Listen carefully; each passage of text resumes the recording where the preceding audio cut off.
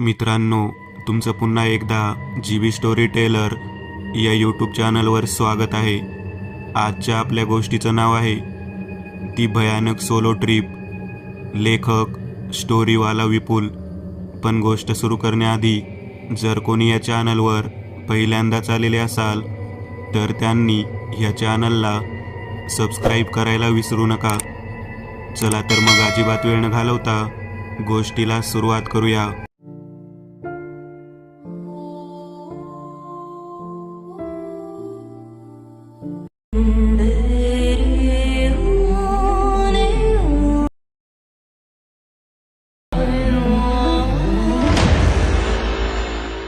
रमन घरी आला. त्याने बॅग बेडवर फेकली आणि तसाच तो बेडवर आडवा पडला. रमनची आई त्याला ओरडत म्हणाली, अरे अरे, जा आधी आंघोळ करून घे, मी गरमागरम जेवण देते, मग झोप. रमन लगेच बेडवरून उठला. आईचे गाल ओढत म्हणाला, मम्मा, आज राजमा चावल बनव. रमनची आई म्हणाली, कालच भिजत घातले होते राजमा, तू येणार म्हणून, तू आधी आंघोळ करून ये. रमन आनंदी होत आंघोळ करून आला. जेवता जेवता तो त्याच्या आईला ट्रीपमधली सगळी धमाल सांगू लागला. दमल्याचा जराही अंश त्यात जाणवत नव्हता. पोटभर जेवून रमन बेडवर पडला आणि पडल्या पडल्यास त्याला झोप लागली. कुणीतरी मुलगी तिच्या घरी रमनच्या शालचा तुकडा एका बाहुलीला गुंडाळत मंत्रोच्चार करत होती. तिने तो कपडा बाहुलीला बांधून ती बाहुली समोर पंचकोनात ठेवली. तिच्याजवळ असलेले कुंकू त्या बाहुलीला वाहिले. रमनच्या कपाळावर कुंकू उमटू लागले होते. त्या मुलीने तिच्याजवळ असलेली हळद देखील त्या बाहुलीवर वाहिली. तशीच रमनच्या सुद्धा कपाळावर आपोआप हळद उमटू लागली होती. ती मुलगी बाहुलीकडे बघत विचित्र हसत होती. त्या मुलीने डोळे मिटले आणि पटापट काहीतरी पुटपुटू लागली. काही वेळाने त्या मुलीने तिचे डोळे उघडले. जवळ असलेले भस्म मुठीत उचलून घेतले. त्या भस्माकडे ती बघत खिदळत होती. ती स्मशानातील राख होती, एका बाईची. त्या राखेवर काहीतरी मंत्र बोलत तिने ती जोरात राख बाहुलीवर फेकली. तसाच तिकडे रमन घाबरून जागा झाला. त्याचा आवाज ऐकून लगेच त्याची आई धावत आली आणि त्याच्या बेडवर बसली. त्याने डोळे मिटूनच घाबरत आईला मिठी मारली. त्याचा श्वास भरून आला होता. आई त्याच्या गालावर थापा मारत त्याला विचारू लागली, ए रमन, काय झालं? ए रमन. रमनचा गळा कोरडा पडला होता. थंडीचे वातावरण असतानाही त्याला घाम फुटला होता. आईने लगेच बाजूला ठेवलेला ग्लास घेतला आणि त्याला पाणी पाजू लागली. एकही क्षण न थांबता त्याने डोळे मिटून गटागटा सगळे पाणी पिऊन टाकले. आईने ग्लास बाजूला ठेवला आणि तिच्या ओढणीने त्याचा घाम पुसत विचारू लागली, ए बाळा, काय होतंय? बरं वाटत नाहीये का तुला? तो तापाने फणफणला होता. रमनचा फोन बेडवरच ठेवला होता. आईने लगेच त्याच्या फोनवरून त्याच्या फॅमिली डॉक्टरला फोन केला. लगेच त्यांच्याशी बोलणं करून आईने फोन ठेवला आणि आई त्याला तिच्या ओढणीने वारा घालू लागली. आई घाबरत रमनला विचारू लागली, चक्कर येते का बाळा तुला? काय होतंय नेमकं? रमन म्हणाला, माहीत नाही, माझा श्वास घुटमळतोय. आई खिडकी उघडी करायला उठणार तर रमनने आईचा हात पकडून ठेवला होता आणि तिला जवळच बसायला सांगितले. रमन धापा टाकत म्हणाला, मला असं वाटलं की कोणीतरी माझ्या अंगावर काहीतरी फेकलं. आई म्हणाली, कोण काय फेकणार बाळा तुझ्या अंगावर? तुला स्वप्न पडलं असेल. रमन मानेने नकार देत होता. तो हळूहळू आईच्या मांडीवर डोकं ठेवून झोपी गेला. आई त्याच्या केसांवरून हात फिरवू लागली. तेव्हा तिच्या हाताला त्याच्या घामाने ओले झालेले कुंकू आणि हळद लागले. आईने हाताला बघितले तर हळद कुंकू. आईने त्याच्या माथ्यावर बघितले तर तिथेही तिला हळद कुंकू लागलेले दिसले. आई बुचकाळ्यात पडली. हे हळद कुंकू याच्या कपाळावर कसे आले? आला तेव्हा ते नव्हते कदाचित, आणि याने आंघोळ केली तर निघून गेला असल. आईचेच प्रश्न आईला त्रास देऊ लागले. आई परत स्वतःला विचारू लागली, पण लावायचं असतं तर कुंकू लावलं असतं याने. कुंकूसोबत हळद कुठलाच पुरुष लावत नाही. माझ्या तर डोक्याचं नसेल ना लागलं चुकून, माझ्या हाताने वगैरे. असा विचार करत ती रमनचा फोन घेऊन त्या स्वतःला बघू लागली तर तिच्या कपाळावर फक्त एक टिकली होती. आता तर आई अचंबात पडली. तेवढ्यात डॉक्टर आले. रमनला तपासू लागले. डॉक्टरांनी गोळ्या दिल्या आणि म्हणाले, नथिंग सिरियस मिसेस करंडे, तो थकवा आहे त्याचा, होईल तो नीट. आईचे लक्ष त्या कुंकू प्रकरणावरून निसटून गेले. त्या दिवशी रात्री रमन बेडवर झोपला होता. अचानक त्याचा डोळा उघडला आणि समोर त्याला त्याच्या छातीवर बसलेली काळी स्त्रीची आकृती दिसली. तिचा चेहरा तिच्या कुरळ्या केसांनी झाकला होता, पण ती रमनकडेच बघत होती. हे बघून रमन जोरात ओरडला आणि उठून हॉलमध्ये पळाला. रमनने घडलेला प्रकार सगळा आईला सांगितला. आईने लगेच त्यांच्या गुरुजींना बोलावून घेतले. रमनच्या घरचे गुरुजी रमनच्या आईला सांगू लागले, हा कुठे गेला होता हुंदडायला, तिथूनच ती अवदसा घरात घेऊन आलाय. रमन आणि त्याची आई एकमेकांस बघत होते. तिथल्या एका मुलीने याच्यावर चेटूक केलंय. आईने तोंडाला हात लावला. बाबा हसत म्हणाला, तुझ्या ट्रीपमध्ये मुलगी होती जिच्या तू संपर्कात होता. रमन म्हणाला, गुरुजी, अर्ध्याहून जास्त ट्रीपमध्ये मुली होत्या आणि मी सगळ्यांच्या संपर्कात होतो. आता तगादा लावणे अजूनच कठीण झाले होते. आई ओरडून म्हणाली, काही खाल्लं का तू कुणाजवळचं? तरीही सारखं सांगत असते कुणाजवळचं काही खाऊ नको. घरून एवढं सोबत पॅक करून दिलं होतं. गुरुजी हात हलवत आईकडे बघत म्हणाले, तिने खाण्यातून दिलेलेच नाही आहे. तिने याच्या कुठल्या तरी वस्तूचा उपयोग करून हे केलंय. हे ऐकून रमनच्या आईला काय बोलावं हेच सुचत नव्हतं. आई डोळे पुसत म्हणाली, जा आताच्या आता बॅग घेऊन ये आणि कुठली गोष्ट हरवली ते बघ. रमन कचरत म्हणाला, आई. आई ओरडत म्हणाली, आण म्हणते ना. रमन त्याच्या खोलीत जाऊन बॅग घेऊन आला. आईने धडाधडा गोष्टी उकलून बाजूला टाकायला सुरुवात केली. त्याचे चार्जर, त्याचे कार्ड्स, धडाधडा. आई जमिनीवर आपटून बॅग रिकामी करत होती. सगळे कपडे आईने उकलून बघितले. जेवढे कपडे दिले होते तेवढे कपडे तसेच्या तसेच होते. तेवढ्यात कपडे झटकून बघताना आईचे लक्ष शालवर गेले. त्याचा काठ कात्रीने कापलेला होता. आई ओरडून म्हणाली, ही नवीन शाल दिली होती ना मी तुला, कुणी केलं हे? रमनच्या नजरेसमोर राजवीचा चेहरा आला. आई ओरडून म्हणाली, कुणाला दिली होती तू ही शाल? रमन हळू आवाजात म्हणाला, एका मुलीला. गुरुजी आईला शांत करत रमनला म्हणाले, तुझ्याकडे तिचा नंबर असेल ना, अथवा पत्ता? रमन हलक्या स्वरात म्हणाला, हो. तिने बोलता बोलता मला तिचा पत्ता सांगितला होता. गुरुजी म्हणाले, उत्तम. ही विद्या खूप भयावह आहे. जे तिने केलंय हे कोणीच काढू शकत नाही. हे ऐकून रमनला घाम फुटू लागला होता. एवढे महान विद्या अवगत असणारेच हात टेकत आहे म्हटल्यावर रमनच्या आईला सुद्धा मार्ग दिसत नव्हता. रमनची आई केविलवाने नजरेने बघत म्हणाली, काही तर मार्ग असेल ना गुरुजी? गुरुजी हातबल होत म्हणाले, ती याला घेऊनच जाणार. यावर काहीच उपाय नाही. कुठेही जा, कुणीच तिच्या शक्तीला उतरवू शकणार नाही. तिने एवढं भारी भारावले आहे याला. गुरुजींनी त्यांच्या जवळचा मौली दिला आणि त्याच्या हातावर बांधायला सांगितला. बघा याने काही झालं तर ठीक, नाहीतर, असं म्हणत गुरुजी आल्या पावली निघून गेले. रमन कोपऱ्यात बसून विचारात पडला होता. आईने रमनच्या हाताला मौली बांधला आणि रडत बसली. रमन तिच्या पाठीवर हात ठेवत तिला शांत करू बघत होता. तेवढ्यात रमनच्या आईच्या कानी टरटर आवाज पडला. आईने बाजूला बघितले तर रमनच्या हाताचे मांस टरटर कपड्यासारखे फाटत होते. रमन डोळे मोठे करून हाताकडेच बघत होता. आई सुद्धा हे बघून हैराण होती. टरटर मांस फाटून जोरात ती मौली तुटून खाली पडली. रमनने दुसऱ्या हाताने त्या फाटणाऱ्या हाताला थांबवू बघितले. ते थांबले. घाबरलेला रमन शांत झाला. आई अजूनही विचारातच होती. तिला काय करावं सुचत नव्हतं. सगळं शांत झालं होतं. रमनने एक सुस्कारा सोडला. परत टरटर आवाज ऐकू येऊ लागला. त्याच्या दुसऱ्या हाताचे मांस फाटू लागले होते. तो हे बघून दांदारून गेला. आईने लगेच त्या हातावर तिचा हात ठेवला. ते फाटणे तिथेच थांबले. आता कसलाच आवाज येत नव्हता. दोघे इकडे तिकडे बघू लागले होते. काही मिनिटे उलटून गेली. कसलाच आवाज येत नव्हता. आईने लगेच डॉक्टरला कॉल केला. डॉक्टर घरी आले आणि त्यांनी दोन्ही हातावर पट्टी बांधली आणि डॉक्टर पेन किलर देऊन निघून गेले. रमनने पेन किलर घेतली आणि क्षणाचाही विलंब न करता तो राजवीच्या घरी जाऊ लागला. तिच्या घरी तो कारने निघाला. एक हात स्टेअरिंगवर ठेवून एक हात तोंडावर होता. झालेला सगळा प्रकार आठवून तो रडत गाडी वेगाने पळवत होता. जाता जाता तो ट्रिपवर घडलेले सगळं आठवू लागला. नुकत्याच पार पडलेल्या सोलो ट्रिपची गोष्ट. तर सगळे सोलो ट्रिपला आले होते. ही सोलो ट्रिप होती माथेरानची. काही मुलं, काही मुली, काही वयस्कर, पण त्यात ही सगळ्यात उठून दिसणारा आणि सतत हसत खिदळत राहणारा रमण होता.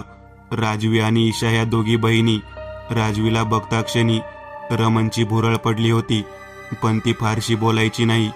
दोघे एका शॉलमध्ये दडून छान पहाडावर बसून मॅगी खात होते.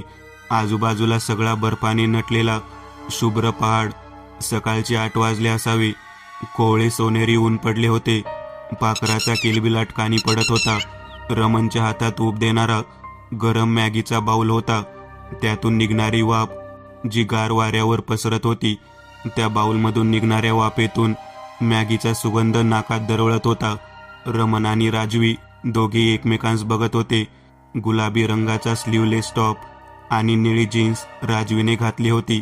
हातात काळ्या रंगाचे हातमोजे देखील होते. काळ्या रंगाचे टेरिकॉटचे जॉकेट, त्याखाली मरून रंगाची टी शर्ट आणि त्यावर काळ्या रंगाचा स्टॉल. रमणने गळ्याभोवती गुंडाळला होता. त्याला मानेपर्यंत येणारी दाढी होती. कानावर मरून रंगाची कानपट्टी देखील त्याने घातली होती. काळ्या रंगाचा उबदार हातमोजे घातला असलेला राजवीचा हात रमणने घट्ट धरला. राजवी त्याला न थांबवता त्याच्या नजरेत नजर घालून बघत होती. तिची श्वासाची गती आणि डोळे तिच्या घाबरले असण्याचे प्रमाण अधिकच देत होते. तिला घाबरलेले बघताच रमण गालात हसला आणि तिची गंमत म्हणून तिचा हात त्याने त्याच्या छातीवर ठेवला. राजवीच्या हाताला टेरिकॉटचा मऊपणा जाणवत होता. राजवी लाजत खाली मान घालून बघत होती. तेवढ्यात ईशाने बर्फाचा तुकडा राजवीला फेकून मारला. तो राजवीच्या मानेवर जाऊन धडकला आणि शेकडो छोटे छोटे बर्फाचे तुकडे खाली पडले. थंडगार बर्फाचा गोळा अंगावर लागताच राजवी भानावर आली. तिने बाजूला बघितले तर ईशा तिला गोळा मारून खिदळत होती. राजवीने परत समोर बघितले तर रमण एकटाच मॅगी खात बसला होता. हवेने त्याच्या अंगावरची शॉल उडत होती. तेवढ्यात मागून गाईड येत म्हणाला, चला चला, पुढचा बॉलिवूड पॉइंट कव्हर करू, नंतर खंडोबाचे मंदिर आहे ते बघू. ग्रुपमधील एक मुलगा म्हणाला, बॉलिवूड पॉइंट हे काय आहे? गाईड सांगू लागला, खूप सिनेमांमध्ये इथले सीन चित्रित झाले आहे, म्हणून त्याला बॉलिवूड नावाने ओळखले जाते. ईशा राजवीचा हात पकडून सगळ्यासोबत निघाली. रमण सुद्धा हातात काठी घेऊन पुढे बघत निघाला. जसजसं पुढे जाऊ थंडी वाढतच होती. राजवीने स्लीवलेस टॉप घातले असल्याने तिला थंडी जाणवू लागली होती. ही बाब रमणच्या लक्षात आली. तो पटपट पाऊल टाकत राजवी जवळ आला. थंडीपासून उब मिळावी म्हणून राजवी दोन्ही तळहात तिच्या बाहूवर चोळत होती. ईशाने तिच्या गळ्यातील ओढणी देण्याचा प्रयत्न केला, पण राजवीने नकार दिला. मागून अचानक रमण आला आणि त्याने त्याच्या अंगावरची शॉल राजवीच्या अंगावर पांघरली. राजवीने बाजूला बघितले. रमण राजवीला एक फॉर्मल स्माईल देऊन खिशात हात घालून पुढे निघाला. राजवीच्या चेहऱ्यावर हसू फुलले होते आणि गुलाबापेक्षा गुलाबी तिचे गाल झाले होते. ती पुढे जाणाऱ्या रमणकडे स्माईल करत मागून बघत होती आणि ती बस त्याच्याकडे मन हरवून बघत चालत राहिली. तो त्याच्या मित्राच्या खांद्यात हात घालून हसत समोर चालला होता. त्याला हसताना बघून राजवी सुद्धा आनंदी होत होती. गाईड म्हणाला, हा आहे बॉलिवूड पॉइंट, पण आता रात्र झाली आहे, आपल्याला नीट बघता येणार नाही, म्हणून मग आज आपण रात्री इथेच काढू आणि सकाळी हा पॉइंट बघू. सगळ्यांनी टेंट लावला. राजवी आणि ईशा एका टेंटमध्ये झोपल्या. राजवीने अंगावर शॉल घेतली तेव्हा तिला आठवले की रमणला थंडी जाणवत असणार. मला त्यालाही त्याची शॉल नेऊन द्यायला हवी. राजवी उठली. ईशा तिला विचारू लागली, अगं ये बाये, एवढ्या रात्रीची कुठे जाते आहेस? राजवीने तिला करंगळी दाखवली. ईशाने हसून राजवीला बघितले आणि ती परत तोंडावर पांघरून घेऊन झोपी गेली. राजवी टेंटच्या बाहेर पडली. बाहेर सगळेजण झोपले होते. हवेत गारवा होता. चंद्राच्या प्रकाशात थोडेफार दिसत होते. राजवी रमणच्या टेंटमध्ये शिरली. रमण दोन्ही पाय जवळ घेऊन लहान मुलासारखा झोपला होता. राजवी हळूच टेंटमध्ये शिरली. त्याचा टेंट छोटा असल्याने तो त्यात एकटाच झोपला होता. राजवी हळूहळू त्याच्या जवळ गेली.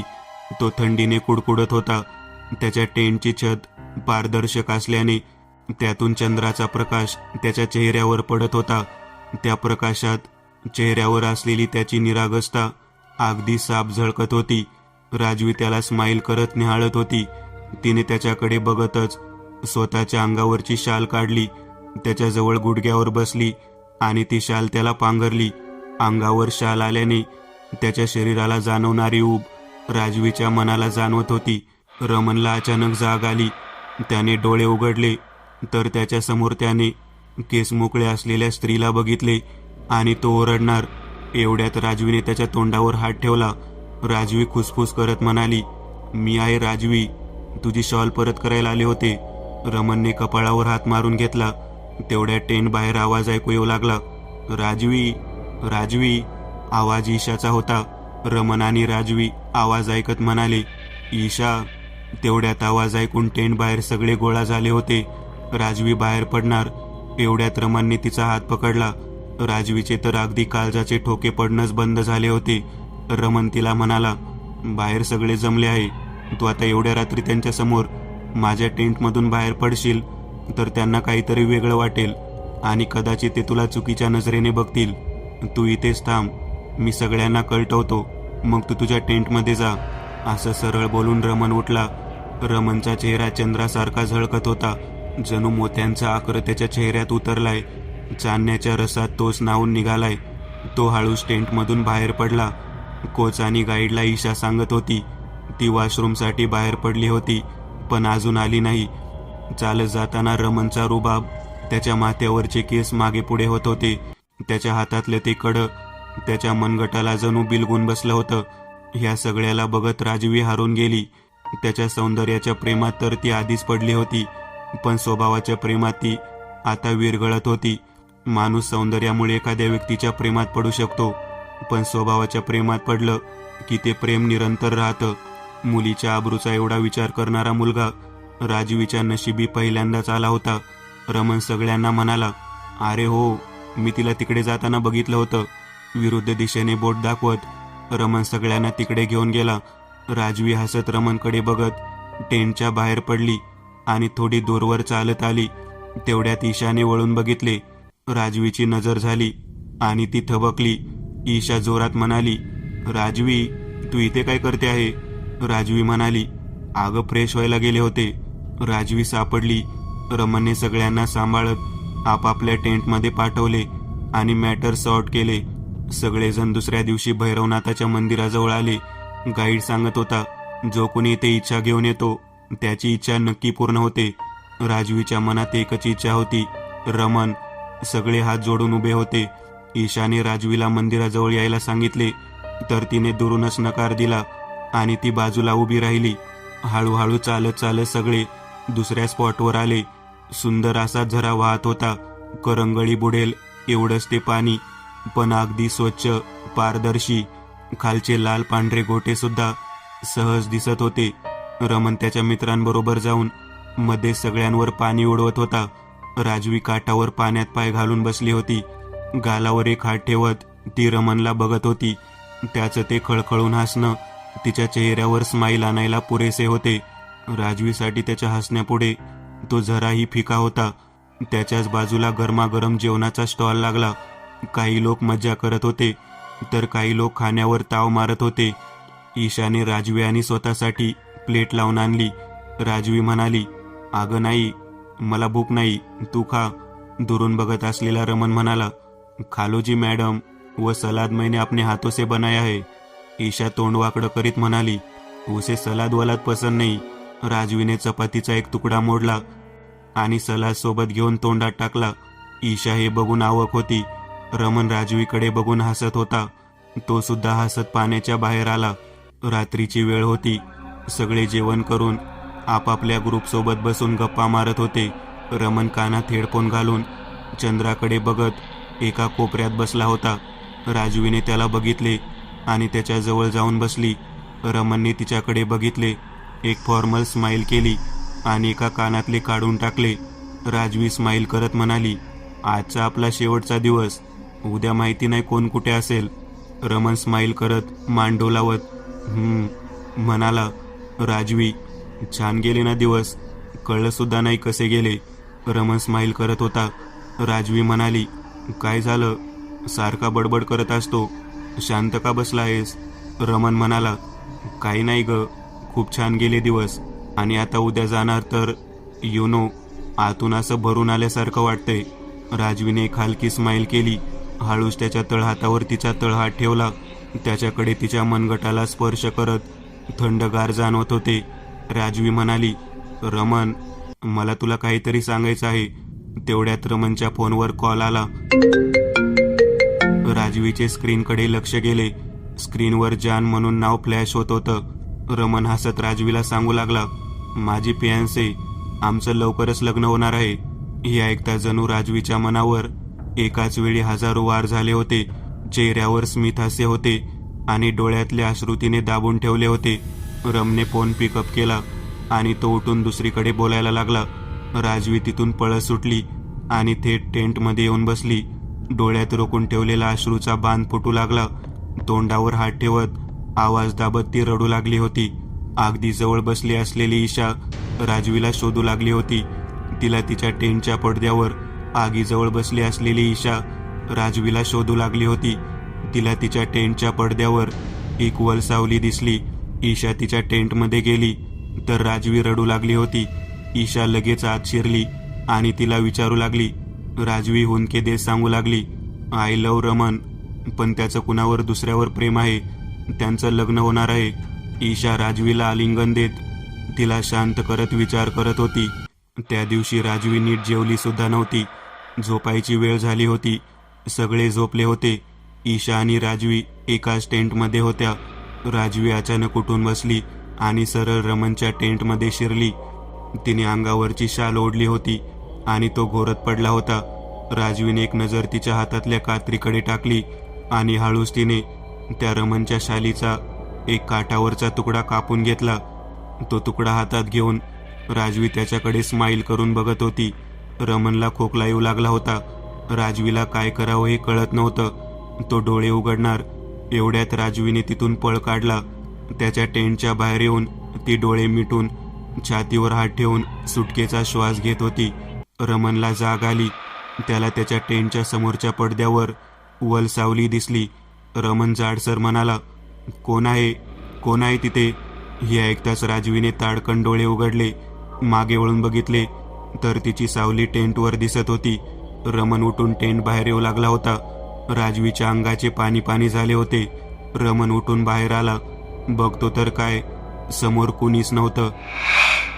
त्याने इकडे तिकडे बघितलं. बाजूलाही त्याला कोणीच दिसलं नाही. तो दुर्लक्ष करून परत त्याच्या टेंटमध्ये शिरला.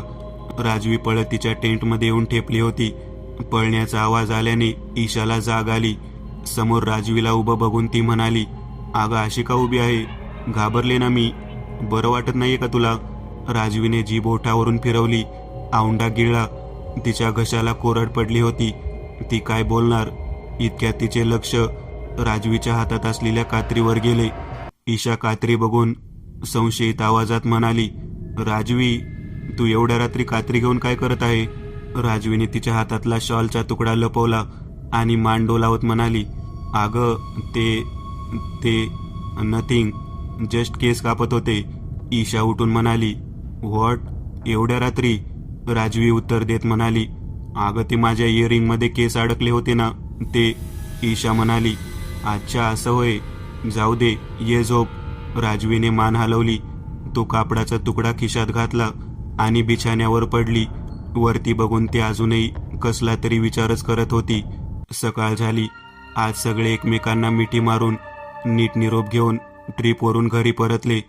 तर हे होते त्या दिवशी घडलेले प्रसंग. वर्तमान काळात रागात असलेला रमन झालेला सगळा प्रकार आठवतच कधी राजवीच्या घरी पोहोचला काही कळलंच नाही. घरातल्या अंगणात असलेले कुत्रे त्याच्या अंगावर भुंकत होते. तो जरासाही त्याच्याकडे लक्ष न देता दार जोरात लोटून तो रागात तिच्या घरात शिरला.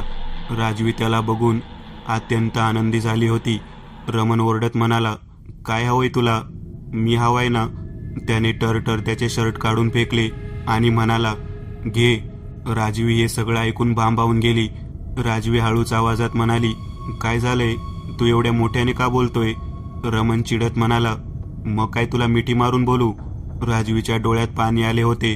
रमन म्हणाला, ग्रेट, नाव आल दिस मगरमच्छवाले असू. तुझी चोरी पकडल्या गेली म्हणून आता हे. राजवी ओरडून म्हणाली, अरे पण मी केलं तरी काय? रमन रागात डोळे मोठे करत तिलाच विचारत म्हणाला, केलं तरी काय? केलं तरी काय? त्याच्या हाताच्या पट्ट्या तो सोडून जमिनीवर टाकल्या राजवी काही न समजल्यासारखं रमनकडे बघत होती. सगळ्या पट्ट्या काढून फेकल्यावर राजवी समोर रमनचे टाके पडलेले हात दिसत होते. हे बघताच राजवीने तोंडाला हात लावला आणि समोर येत विचारले, हे कसं झालं? रमन तिला हाताने जागीच थांबवत म्हणाला, बस, इनफ इज इनफ. तुझं सगळं सत्य कळलंय मला. नको आता अनुभोळेपणाचा. राजवी म्हणाली, अरे पण मी केलं तरी काय? रमन म्हणाला, माझी शाल तू कापली ना. हे ऐकताच राजवी बुचकाळ्यात पडली. ती काही एक बोलत नव्हती. रमन मोठ्याने म्हणाला, का? आता काय झालं? बोल ना. खरं कळले म्हटल्यावर काही सुचत नाही आहे. राजवी म्हणाली, अरे रमन, मी तुझा तो शालीचा कपडा आठवण म्हणून कापला होता आणि माझ्या जवळ ठेवला होता. त्याची मी मेमरी लॉकेट बनवले, जेणेकरून तो अनुभव, ती आठवण माझ्याजवळ राहील. मेमरी ज्वेलरी हा हल्लीच नवीन फॅड आलाय. त्यात आवडत्या व्यक्तीचे काही बायोलॉजिकल वस्तू स्टोअर करून बनवल्या जाते, जसे की नख, अश्रू, आईचे पहिले दूध, रक्त. एवढंच काय, मेलेल्या माणसाच्या राखेपासून सुद्धा ते आठवण म्हणून मेमरी ज्वेलरी बनवतात. आरडाओरडा ऐकून बाहेर राजवीची बहीण ईशा आली. रमन म्हणाला, असं आहे तर आणून दाखवते लॉकेट मला. ईशा रमनला ओरडून शांत करत म्हणाली, ओ मिस्टर, हवं ते काय काय बरडू नका, मी आणते शोधून. रमन तिथेच कमरेवर हात ठेवून उभा होता. राजवी तिथेच उभी होती. ती स्वतःचा हात हातात घेऊन चोळत होती. ती अस्वस्थ वाटत होती. 15 मिनिटांनी ईशा आतून बाहेर आली. रमन म्हणाला, नाही भेटलं ना काही? I knew it. ईशा राजवीजवळ आली आणि जोरदार राजवीच्या कानाखाली वाजवली. राजवीला काहीच कळत नव्हते. ईशाने हातातली एक काळी बाहुली दाखवली, जिला रमनची शाल गुंडाळली होती. त्याभोवती हवे हवे ते धागे दोरे गुंडाळले होते. ईशा तिला दाखवून जाब विचारू लागली, हे काय आहे राजवी? त्या दिवशी टेंटमध्ये मला तुझ्या हातात रात्री कात्री दिसली, तेव्हा मी दुर्लक्ष केले, पण तू असे धंदे सुरू केलेस. राजवी म्हणाली, ताई तुला वाटते का मी असं करू शकेल? I love Raman, you know ना. रमन रागात म्हणाला, म्हणूनच केले तू हे. तुला माहिती होतं मी दुसऱ्या कोणावर प्रेम करतो. ईशा म्हणाली, राजवी, जर तू खरी असतीस ना तर मी तुझ्या बाजूने उभे राहिले असते, पण आता कोणत्या तोंडाने बोलू मी? या माणसाकडे सुद्धा नजर वर करून बघण्याची हिंमत राहिली नाहीये माझ्यात. तू हे आताच्या आता रिझॉल्व कर. राजवी रागात ईशाकडे बघत होती. रागात राजवी तनतन करत आत निघून गेली. रमन हात जोडून रडत म्हणाला, please help me Isha. Isha रडणं रोखत म्हणाली, डोंट वरी, मी तिला सगळं नॉर्मल करायला लावते. रमन हातबल झाल्यासारखा खाली मान घालून रडू लागला होता. ईशा हळूच कसरत त्याच्या जवळ गेली आणि त्याला मिठी मारत हळूच त्याच्या पाठीवर हात ठेवून म्हणाली, डोंट वरी फ्रेंड, मी नाही काय हो देणार तुम्हाला. रमनने डोळे मिटून हुंदके देत रडू लागला. ईशा गालात गूढ हसत होती. तिने तिच्या हातात ते त्याच्या शॉलपासून बनवलेले लॉकेट लपवून ठेवले होते. ईशाला मिठी मारूनच रमन म्हणाला, ईशा तुला मी ट्रिपमध्ये सांगितलं होतं ना की मला तुझी बहीण राजवी आवडते आणि तिच्याकडून काढून घेण्यासाठी मी माझी कोणी दुसरी गर्लफ्रेंड आहे असं कॉल आल्याचं नाटक केलं. बट आय स्वेअर ईशा, मला मिळवण्यासाठी हिने हा मार्ग निवडला नसताना तर मी हिला नक्कीच प्रपोज केलं असतं. ईशा राग चेहऱ्यावर आणत मनात म्हणाली, तेच तर मला नको होतं. जेव्हा तू तिला शाल पांघरली होती, जेव्हा तिने तुझ्या हातात सलाड खाल्लं होतं, तेव्हा मला ते खूपच होतं. मी एक नवीन चॅनल ओपन करत आहे. त्यावर तुम्हाला ॲनिमेटेड हॉरर स्टोरीज पाहायला मिळतील. त्या चॅनलची लिंक या व्हिडिओच्या डिस्क्रिप्शनमध्ये दिलेली आहे. चॅनलला सबस्क्राईब करायला विसरू नका. मित्रांनो, आज पुरतं एवढंच. तुम्हाला जर काही गोष्ट आवडली असेल तर नक्की लाईक करा. तुमच्यापैकी बरेचसे जण व्हिडिओ लाईक न करताच पळून जातात, पण हा जर व्हिडिओ तुम्ही लाईक केला तर मला जरा बरं वाटेल आणि असेच भारी भारी व्हिडिओ बनवायची माझ्यात एनर्जी येईल. त्यामुळे नक्की लाईक करा आणि अजूनही कोणी या चॅनलला सबस्क्राईब केलेलं नसाल तर लगेच सबस्क्राईब करून टाका आणि बाजूची घंटी ती मात्र दाबायला विसरू नका. देवाची घंटी आहे ती. चला तर मग पुन्हा भेटूया अशीच एक आगळी वेगळी गोष्ट घेऊन पुढच्या भागात.